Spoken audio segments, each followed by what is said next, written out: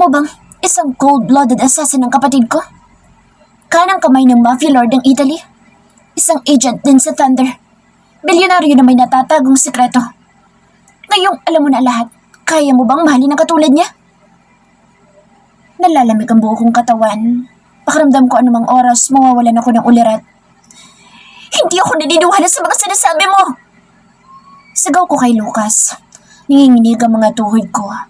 Agad akong humawak sa pintuan.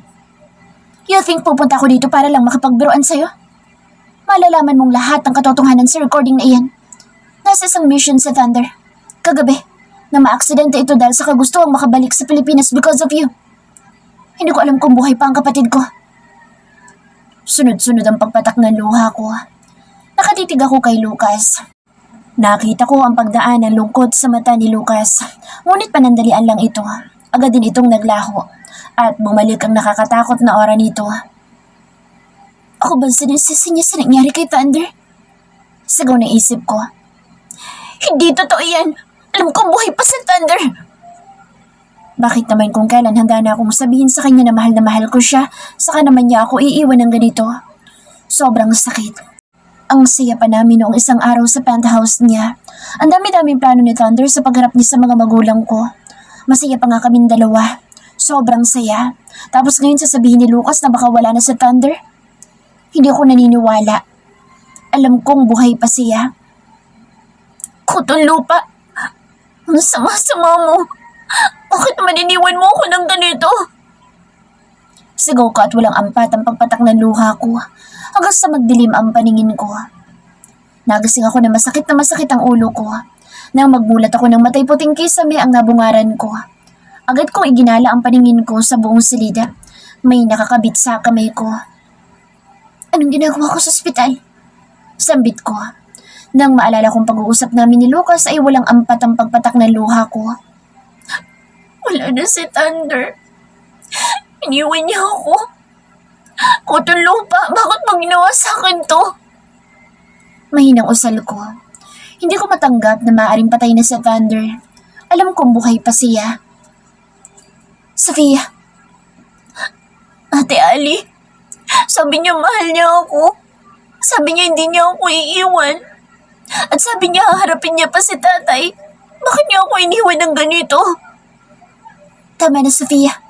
Hindi pa naman tayo sigurado kung patay na siya. Hindi pa natatagpuan ang katawan niya. Mahigpit ang yakap ni Ate Alice sa akin. Paulit-ulit na hinahaplos ni Ate ang likuran ko. Kahit pilit kong pinatatatag ang sarili ko, nauuwi pa rin ako sa sobrang kalungkutan at sobrang sakit ang nararamdaman ko. Pakiramdam ko paulit-ulit na sinasaksak ang puso ko. I felt the pain all over me. Isipin ko pa lang na hindi ko na siya makikita ay nagdudulot na ng sobrang sakit sa kalooban ko. Kung nakikita niya akong ganito, hindi niya ako hayaang umiyak. Yayakapin agad ako ni Thunder ng sobrang higpit. Ang daya-daya mo, Thunder. Nangako ka sa akin, hindi mo ako iiwan nung nasa yate tayo. Bakit ngayon iniwan mo ako? Sigaw na isip ko. Sofia, magpahinga ka na muna. Tatawagin ko lang sila nanay at tatay. Humiga ako sa kama. Nakatulala ako nakatingin sa kisame. Sa kagustuhan ni Thunder na makilala ang mga magulang ko kaya siya napahamak. Ako ang may kasalanan. Wala naman akong pakaalam kung anong past life niya.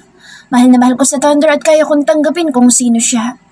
Pero paano ko pa sasabihin sa kanya kung wala na siya? Muli walang tigil ang pagpatak ng luha ko. Hindi ko alam kung kakayanin kong mabuhay nang wala siya. Thunder, mahal na mahal kita. Ulit-ulit kong sambit. Kahit na anong subok kong pigilan ng pagpatak ng luha ko, hindi ko magawa. Tuloy-tuloy ang buhos na animoy ulan na malalaki ang patak. Tuwing sumasagi sa isipan kong hindi ko na makikita ang mga ngiti niya, lalo akong napapahagulhol. Hindi ko man lang nasabi sa kanya na mahal ko siya. Sofia, tama na yan. Sa tingin mo ba matutuwa sa Thunder na makita ka ng ganyan? Dapat maging matatag ka. Isipin mo buhay pa siya. Huwag ka kaagad mawala ng pag-asa. Napatitig ako kay Ate Alia. Tama siya. Dapat hindi ako panghinaan ng loob. Kailangan kong ayusin ang sarili ko. Hindi matutuwa si Kutong Lupa na umiiyak ako. Agad kong pinunasan ang luha ko. Inabutan ako ni Ate Ali ng tubig. Matulog ka na muna. Nandito lang ako. Mamaya ako natatawagan sila nanay at tatay. Salamat, ate. Pinikit ko ang mata ko. Gumiginhawa ang kalooban ko sa mga paghaplos ni Ate Ali sa buhok ko. Baby, kainin mo muna ito. Hindi ka pa kumakain ng tanghalian. Narinig kong sambit ni Kuya Justin. Alam ko sobrang nag-aalala si Ate Ali sa akin. Kailangan kong kumalma at maging matapang na harapin ito. Ayoko mag-alala sa Ate Ali at mga magulang ko. Thunder Simpson, maghihintay ako sa iyo. Sigaw ng isip ko. Hindi ko alam kung paano ko kinakaya ang araw-araw kong buhay nang wala sa Thunder. Bumalik ang kasungitan ko at ang mataas na pader na nakaharang sa akin. May mga gabi na hindi ako nakakatulog. Magdadalawang buwan na ngayon simula nang mawala sa Thunder. Ayoko na magmahal. Magpapakatandang dalaga na lang ako pag hindi na nagpakita sa Thunder. Ulit-ulit kong sinasabi sa sarili ko. Hanggang ngayon umaasa pa rin akong buhay pa siya. Kahit napaka-imposible dahil sabi ni Lucas, sa isang bundok sa Italy bumagsak ang helicopter na sinasakyan nila Thunder nang pasabugin ito. May dalawa pang kasama sa Thunder sa helicopter. 2 katawan lang, nasunog ang natagpuan. Hanggang ngayon hindi ko pa rin kayang panoorin ang recording na iniwan ni Thunder at hindi ko pa kaya. Sofia, nakatulala ka na naman dyan. Dalian mo na, baka malit na tayo sa klase. Okay, Ann. Isang pahin na lang itong binabasa ko. Nasa library kami ngayon. Kahit nahihirapan ako'y pilit kong pumapasok sa klase. Ayokong pabayaan ang pag-aaral ko. Nagmadali akong naglalakad sa pasilyo patungo sa klase ko nang mabangga ko ang isang lalaki. Bulag ka ba? Hindi ka ba marunong tumingin sa dinaraanan mo? Pagsusungit ko. Namagangat ako ng tingin hindi ko makita ang mukha ng lalaking bumangga sa akin. Nakasuot ito ng face mask at sombrero. Katulad ng lalaki noong 10 taong gulang ako na nakasalubong ko. Ang ganda ng mata nito. Hindi ako nakapagsalita. Nakatitig lang ako sa mata nito. Yumuko ang lalaki at may pagmamadaling naglakad palayo sa akin. Sunundan ko pa ng tingin ang papalayong lalaki. Ang lakas din ng kabog ng puso ko. Sofia, anong itinatayo-tayo mo pa dyan? Ilang minuto na lang magsisimula ng klase. Nandiyan na. May 5 minutes pa naman, Ann. Gusto mo lang makita ang hot natin, Professor? Nang muling lingunin ko ang lalaki, wala na ito. Mabilis ang mga hakbang ko para sundan ang kaibigan kong si Ann. Agad akong naupo sa tabi ni Ann nang makapasok kami sa room. Si Ann, natitig na naman sa professor namin na si Mr. Suarez. Bata pa ito at sadyang napakagwapo nito. Sa tindig at ganda ng katawan niya, ang daming babaeng humahanga sa kanya at isa na doon ay ang kaibigan kong si Ann. Tululaway ka na naman, Ann. Pangaasar ko sa kanya. Ang guwapo at ang hot kasi talaga ni Prof. Ikaw lang naman ang hindi humahanga sa kanya. Hindi ko na siya pinansin. Wala akong ibang lalaking mamahalin kundi sukutong lupa lang. Siya lang ang nasa puso ko. Hindi pa rin ako nawawalan ng pag-asa na maaaring buhay pa siya. Maghihintay ako sa pagbabalik niya kahit gaano pa katagal. Sa Thunder lang ang kayang pasukin ang puso ko. Biglang nagdilim ang paningin ko.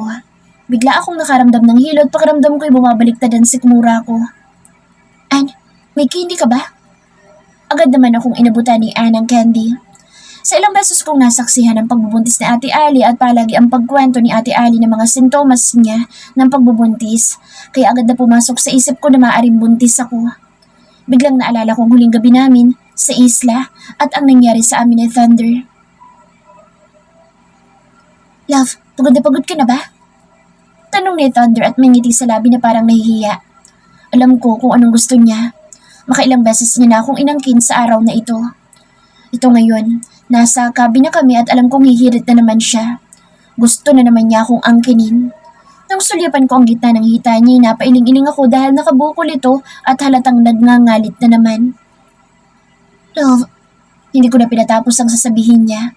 Ako na nag-usa na sa kupinagan ng labi niya. Nakaupo sa Thunder sa kama. Agad akong umupo sa kandungan niya paharap. Isang maalab na halik ang pinagsaluhan namin. Alam ko na agad ang gusto mo. Ang kutong lupa ako'y napakahilig. Sambit ko na magbitaw ang labi namin. Isang matamis na ngiti ang sumilay sa labi ni Thunder. I love you. Ang ganda mo kasi at ang hot mo, love. Lago ako nag-iinit tuwing katabi kita. May ganyan kapag nalalaman. Sabihin mo'y mahilig ka lang talaga. Agad niyang inubad ang saplot ko at inangkin ako agad. At sa kauna-unahang pagkakataon, ibinuos niya sa kaloob-looban ko ang katas niya na ikinagulat ko. Shit, hindi kayo buntis talaga ako. Sigaw ng isip ko. Hinimas ko ang puson ko. Plano ko na agad na after ng klase ko idadaan ako sa ospital para magpa-check up. Excited akong malaman kung buntis ako. Magiging masaya ako pag nagkataon na magdadalang tao ako ng anak ni Thunder. Napangiti ako sa mga naiisip ko.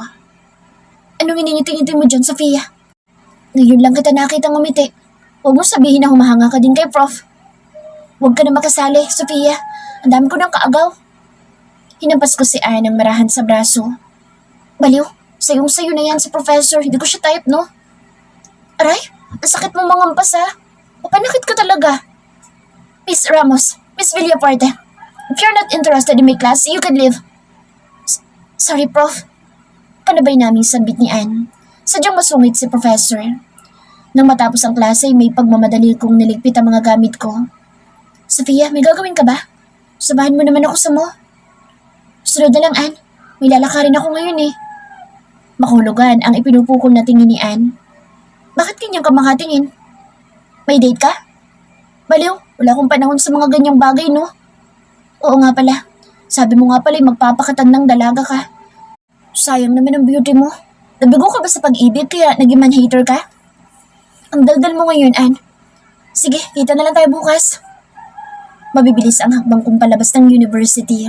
Gustong-gusto ko malaman kung buntis ako. Sa St. Bernadette Hospital po. Halo-halong emosyon ang nararamdaman ko. Paano nga kaya kung buntis ako? Ako siguro ang pinakamasayang tao sa mundo. Inggit na inggit ako kay Ate Eliza na marami na siyang anak. Kahit noon, bago ko makilala sa Thunder, pangarap ko nang magkaroon ng anak. Ma'am, nandito na po tayo. Salamat po. Pagkatapos ko magbayad, agad akong pumasok sa ospital.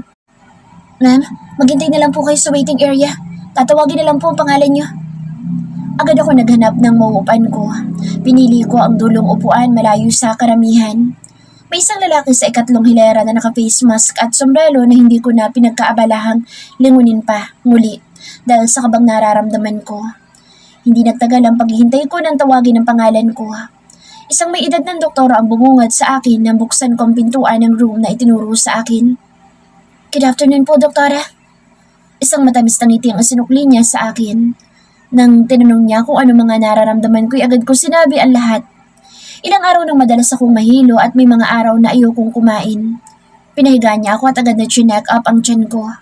Makailang beses niyang itinapat ang stethoscope sa may puson ko. Matapos ang ginawa niya, isang matamis na ngiti ang muling sumilay sa labi niya. Congratulations, you're pregnant. Napatulala ako. Agad na tumulo ang luha ko. Ganito pala kasaya na malaman na buntis ka. Hindi ako makapaniwala na buntis ako at tama ang hinala ko. Bigla akong nakaramdam na lungkot na wala sa Thunder para ipagdiwang namin ang pagdadalang tao ko. Agad kong hinimas-himas ang tiyan ko.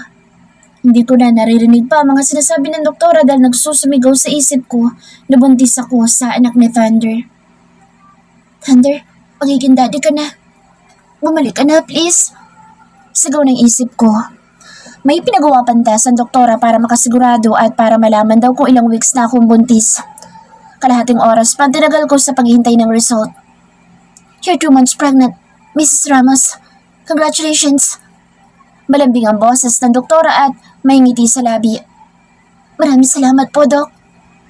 Masayang-masaya ang pakiramdam ko ngayon. Kahit wala sa Thunder, may iniwan siyang makakasama ko sa buhay. Kahit wala siya, may naiwan siyang alaala na mamahalin na taalagaan ko habang buhay. Love, kung nasan ka man ngayon, sana ibantayan mo ako parati.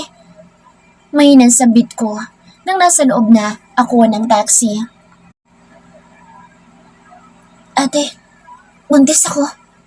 Sabit ko ng kaming dalawa lang ni ate ang natira sa pagkainan.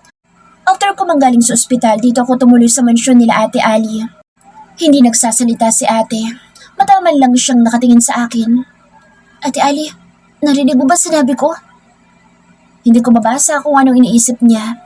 Titig na titig si Ate Ali sa akin. Anong sinabi mo? Nalalak ang mata ni ate na nakatingin sa akin. Mataas din ang boses niya na magtanong at mukhang ngayon lang nag-sink in sa isip niya ang sinabi ko. Pagkagulat ang nakikita ko ngayon sa magandang mukha ni ate. Bigla akong kinabahan sa mariing pagkakatitig niya. Ilang beses na huminga ng malalim si ate. Malakas ang kabog ng puso ko. Mukhang galit ang ate ko. Buntis ako. Oh, talaga? Masaya ako para sa'yo, Sofia, na magkakababy ka na. Kahit napakabata mo pa, hindi ako magagalit dahil isang malaking blessing ang baby. Nandito lang ako parati para sa'yo, bunso. Alam ko hindi magiging madali dahil wala sa Thunder, pero nandito kami para tulungan ka. Ano mga plano mo? Dito ka nalang tumira. Hindi ko din alam kung anong plano ko. Nawala ka ba ko na malaman na hindi galit sa Ate Ali? Masayang-masaya ako na malaman na buntis ako sa magiging anak namin ni Thunder. Alam ko nakakayanin kong mag-isa habang wala pa si Thunder. Hindi pa rin ako nawawalan ng pag-asa na maaaring buhay pa siya. Sigurado akong magiging napakasaya ni Thunder sa oras na malaman niyang buntis ako. Mag-aaral pa rin ako, ate. Hindi naman makakahadlang ang pagbuntis ko para hindi ako makapagtapos ng pag-aaral. Sa apartment pa rin ako maninirahan, ate. Kung yan ang desisyon mo, Sofia, hindi ako mangingialam. Nandito lang ako para tumulong at sumuporta sa'yo. Pag nahihirapan ka na, tumawag ka kaagad sa akin, ha? Salamat, Ate Ali. Lumapit si ate sa akin naroroonan ko at niyakap ako ng mahigpit. Napakaswerte ko talaga na nagkaroon ng ate na katulad ni Ate Ali. Yumakap din ako ng mahigpit sa kanya. Nasa ganoon kaming posisyon ni ate nang pumasok si Kuya Justin sa kusina. Baby, what happened? Tanong ni Kuya Justin kay Ate Eliza sa malamyos na tinig. Buntis si Sofia, asawa ko. Sagot ni ate at bumitaw sa pagkakayakap sa akin. Hindi nagsalita si Kuya Justin at agad itong nagpaalam sa amin. Sunundan ko ito ng tingin na nagpipipindot sa telepono habang papalayo sa amin ni Ate Ali. Sofia, dito ka na matulog, papadilim na. Sa apartment ko na lang ako matutulog, ate. May pasok ako bukas. Mas malapit ang apartment ko sa university. Ngayon na magkakaanak ako, mas lalo ako magpupursige na makapagtapos ng pag-aaral. Magsusumikap ako para sa magiging anak ko. Kaya mo ba na ganyan ang kalagayan mo na mag-isa, Sofia? Dito ka na lang kaya? Ayos lang ako, ate. Sasabihin ko kaagad sa'yo kung kailangan ko na ng tulong. Huwag ka mag-alala sa akin. Tagmana kaya ako sa'yo. Pagkatapos ng mahabang paalaman na namin ni Ate Eliza, ngayon ay nasa labas na ako ng apartment ko. Pagkababa ko sa taxi, agad kong napansin ang laking nasa kabilang kalye na naka-face mask at sombrero. Hindi ko makita kahit mata nito dahil sa pagkakayo ko. Mabilis ang mga hakbang ko patungo sa apartment ko. Bigla akong kinabahan sa laking nasa kabilang kalye na hindi ko makita ang mukha. Agad kong inilak ang pintuan pagkapasok ko sa loob ng apartment ko. Sumilip ako sa bintana para alamin kung nandoon pa rin ang lalaki sa kabilang kalye. Nakahinga ako ng maayos nang hindi ko na ito makita pa. Ano ba yan? Natakot lang ako nang walang dahilan. Bulong ko. Agad akong umupo sa sofa at nang mapatingin ako sa may TV, nakita ko ang recording na ibinigay ni Lucas sa akin. Napahawak ako sa bandang puso ko. Mabilis ang pagtibok nito. Magdadalawang buwan nang hindi ko pinapansin ang recording dahil hindi ko pa kaya na malaman ang nilalaman nito. Anak, gusto mo bang panoorin ang recording na iniwan ng daddy mo? Sambit ko habang hinihimas ko ang tiyan ko. Ikinabit ko ito sa TV. Napasingap ako nang bumungad ang nakangiting mukha ni Thunder. Agad na tumulo ang luha ko. Ayokong kumura pa habang nakatingin sa mukha ni Thunder. Na magsimula siya magsalita sakalang ako huminga ng malalim. Hi, my little fairy. Ginawa ko itong recording kasi hindi ko alam kung paano sasabihin sa'yo, sa personal, kung sino ako. Sofia Ramos, mahal na mahal kita. You're my little fairy. Alam mo bang magkakilala na tayo noon pa man? Or should I say na, kilala na kita noon pa man? Ako ang lalaki nagligtas sa'yo noon. Nung una kitang makita, ang lakas ng tibok ng puso ko. Ayaw pa kitang iwanan sa ospital, kaya lang kailangan ko umalis dahil sa mission ko. Inihinto ko ang video ni Thunder dahil nahihirapan na akong huminga sa walang tigil kong pagluha. Hindi ko akalaan na sa Thunder ang tao nagligtas sa akin noong 10 taong gulang ako. Ang ganda ng ngiti niya sa video, para siyang nahihiya nang sabihin niya na kilala niya ako noon pa man. Ang gwapo niyang tingnan habang nagsasalita. Kahit patuloy ang pagtulo ng luha ko, hindi ko pa rin maiwasang pansinin ang napakagwapong mukha ni Thunder. Nakakainis ka naman, kutong lupa. Bakit hindi mo agad sinabi sa akin? Kaya pala, sa tuwing tinitingnan ko ang mga mata mo, parang nakita ko na noon pa man. At ang amoy mong pamilyar na pamilyar sa akin. Bakit hindi mo sinabi agad Kutol Lupa? Bakit kung kailan wala ka na, saka kung malalaman ng mga ito? Makita lang kitang muli, bugbog ang aabutin mo sa akin. Sambit ko habang walang tigil ang pagpatak ng luha ko. Humahagulhol na ako sa pag-iyak. Gusto kitang yakapin ngayon, Thunder. Muli ko'y pinagpatuloy ang panonood. Gusto ko nang malaman ang lahat. Love, natatakot ako sabihin sa iyo na isa akong cold-hearted assassin. Isa akong agent at kanang kamay ng kapatid kong si Lucas. Maraming buhay akong kinitil dahil sa trabaho ko. Sa mula nang makilala kita, gusto ko ng talikuran ng lahat. Gusto kitang makasama habang buhay. Sofia Ramos. Sobrang takot ko na mawala ka sa buhay ko pag nalaman mo kung sino si Thunder Simpson. May huling mission akong gagawin. At yun na ang huli. Kinausap ko na si Lucas at pumayag na siya. Gusto ko ng talikuran ang natatago kong buhay dahil sa iyo, love. Ikaw na lang ang pagbubuhusan ko ng oras at mga negosyo ko. Kutol Lupa, tanggap ko kung sino ka. Wala akong pakalam sa nakaraan mo, sa mga sekreto mo dahil mahal na mahal kita. Bumalik ka na sa akin, please. Mahal na mahal kita, love. Kailangan mong panagutan ako. Pinuntis mo ko tapos mawawala ka. Bumalik ka na, please. Walang tigil ang pagbuhos ng luha ko. Nahihirapan na akong huminga sa kakaiyak. Hindi ko na kayang tapusin ang video ni Thunder. Baka makasama sa ipinagbubuntis ko. Pinatay ko ito at itinago sa isang drawer malapit sa TV. Thunder, maghihintay pa rin ako sa'yo. Tumayo ako at nagtungo sa kusina. Nagsalin ako ng tubig sa baso at agad ko itong ininom. Medyo kumalma ang pakiramdam ko pagkatapos kong makainom ng tubig. Noon pa man kilala niya na ako. Sa kabila ng mga pagsusungit ko sa kanya, hindi siya tumigil na mapaamo ako. Sa Thunder ang nagligtas sa akin kaya buhay pa ako ngayon. Nang dahil din sa akin, kaya siya napahamak dahil sa kagustuhan niyang makabalik sa akin kaagad kahit nasa panganib ang buhay niya. Alam kong hindi gusto ni Thunder na sisihin ko ang sarili ko sa nangyari sa kanya. Malakas pa rin ang pakiramdam ko na buhay pa siya, kaya paulit-ulit ko isinasigaw sa isip ko na babalik siya. Nagising ako sa mga paghaplos sa mukha ko. Kahit hindi ko imulat ang mata ko, alam ko na kung sinong humahaplos ng paulit-ulit sa mukha ko. Siya ang gumigising sa akin sa umaga. Hindi ako nagmulat ng mata. Hinayaan ko lang siyang haplusin ako at halikan. Hanggang sa hindi na ako nakatiis ay hinuli ko na ang kamay niya at marahang kinagat. Good morning, my baby, Taro. Nauna ka na namang nagising kay mommy.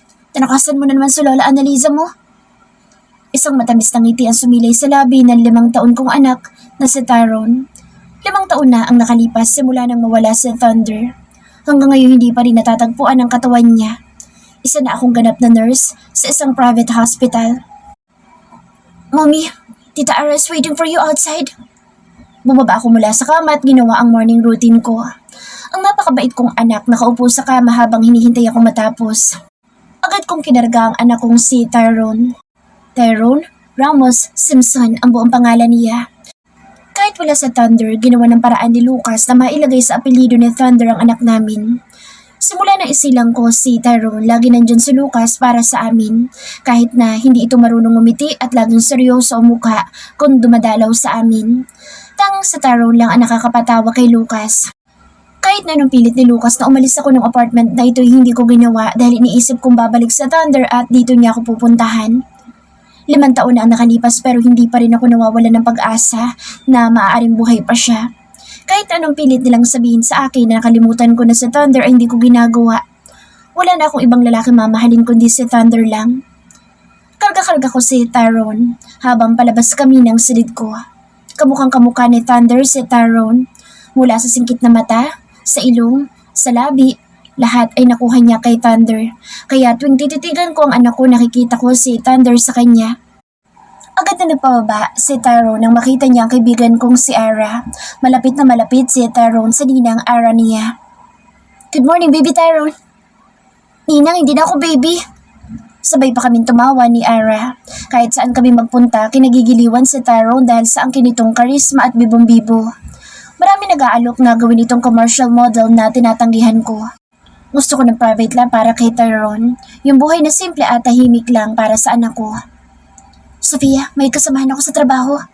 Sabi niya, yung big company na pinapasukan ng kapatid niya naghahanap ng nurse para sa company clinic. Malaki ang sahod at pag Saturday, Sunday walang pasok. Di ba gusto mo maghanap ng trabaho na walang pasok pag weekend para kay Tyrone? Kaya ikaw agad ang naisip ko. Ito ang company calling card na ibinigay niya. Tawagan mo kung available pa. Salamat, BFF. Ninang, bili mo ba ako ng toys maya sa mall? Manang mana ka talaga sa mommy mo. Tawa ng muli ang maririnig sa buong apartment. Tita Annalisa, ayos lang po ba kayo? Si Tita Annalisa nagbabantay kay Tyrone pag nasa trabaho ako. Kapatid siya ng aking ina.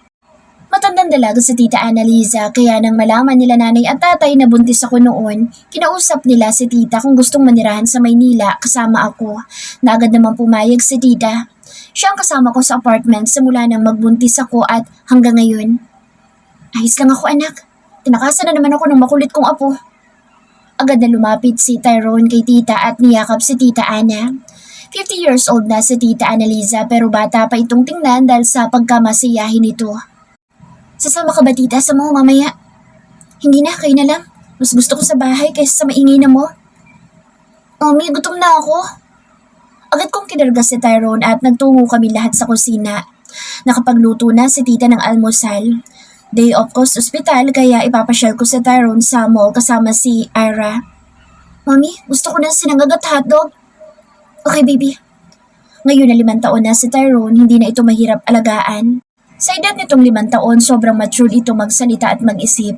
Matalino din ito at sobrang sweet sa akin. May mga pagkakataon na ayaw niya akong pumasok sa trabaho. Gusto niya nga sa tabi niya ako, kaya 1 linggo na ako naghahanap ng trabaho na walang pasok pag weekend. Sa hospital, Monday to Sunday ang pasok ko. 3 days lang sa 1 buwan ang day off ko. Nang makaalis si Ira, agad kong tinawagan ang calling card na ibinigay niya. Sana available ba? Mahinang sambit ko. Malaki naging ngiti ko nang pinapupunta ako sa Lunes para sa interview. Nakaramdam ako ng sobrang tuwa. Muli kong binasa ang nasa calling card. Ava Falcon, the HR manager of TS International Corporation. Agad ako nag-search sa laptop tungkol sa company.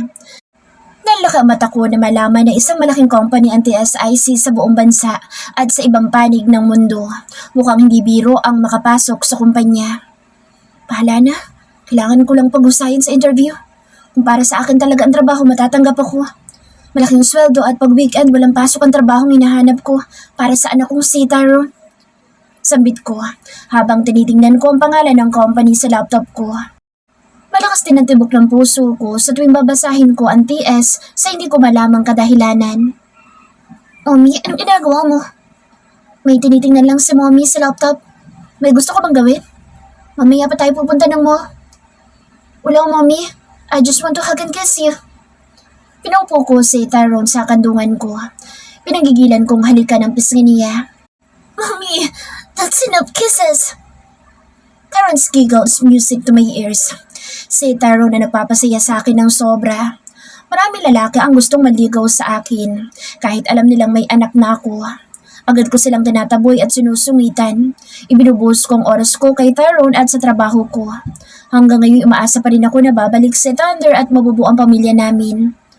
Wala pang hapon na makarating kami ng mall. Hindi na nakasama si Ira dahil sumama ang pakiramdam nito. Mommy, kain tayo sa paborito kong Jollibee, please. Okay anak. Hindi naman makakatanggi ang mommy pag ganyan ang mukha mo. Super cute ng baby ko. Hawak ko ang kamay ni Tyrone habang patungo kami sa fast food na gusto niya na may tumawag sa pangalan ko. Agad akong napalingon at ang muka ni Lucas na walang kangiti-ngiti ang nakita ko. Daddy Lucas! Agad na tumakbo si Tyrone patungo kay Lucas. Pinagala ko ang mata sa likuran ni Lucas. Pakiramdam ko'y may nakatingin sa amin. Sa loob ng 5 taon, pakiramdam ko laging may matang nagmamasid sa akin. What are you looking at, Sofia? Wala, Kuya Lucas. Anong ginagawa mo dito sa mo? Does this matter? Daddy na ang nakasanayang tawag ni Tyrone kay Lucas. Paminsan-minsan nakakaramdam ako ng lungkot na lumalaki na sa Tyrone na walang ama, kahit marami nagmamahal sa kanya. Ang mga kaibigan ni Thunder ay lagi ding dumadalaw sa apartment, pero kay Lucas sobrang naging malapit si Tyrone. Daddy Lucas, bili mo ako ng toy after natin kumain. Agad ako napangiti sa paglalambing ni Tyrone kay Lucas. Siguro kung nandito sa Thunder, ganito din si Tyrone sa kanya. Bigla na naman ako nakaramdam ng sakit at lungkot. Let's go. Nagulat pa ako sa paghawak ni Lucas sa kamay ko. Hawak niya ang kamay ko habang naglalakad kami patungo sa fast food. Muli ako napalingon sa likuran ko nang pakiramdam ko'y kanina pa may nakamasid sa amin. Isang bulto na naka-face mask at sombrero ang mabilis na naglakad palayo. Siguro, iniisip ko lang na kami ang sinusundan niya. Ilang beses ko lang nakikita ang taong naka-face mask at naka-sombrero na iyon. Sa isip ko, maghahanap lang ako ng mauupuan, Lucas. Tangula ay sinagot ni Lucas. Kahit kailan talaga'y napakatipid magsalita ni Lucas. Kabaliktaran kay Thunder na palasalita at mapang-asar. Nang makaupo na ako'y pinagmamasdan ko si Lucas habang karga-karga niya si Tyrone. Kutong lupa, buhay ka pa ba? Hanggang kailan ba ko aasa na babalik ka pa? Sigaw ng isip ko.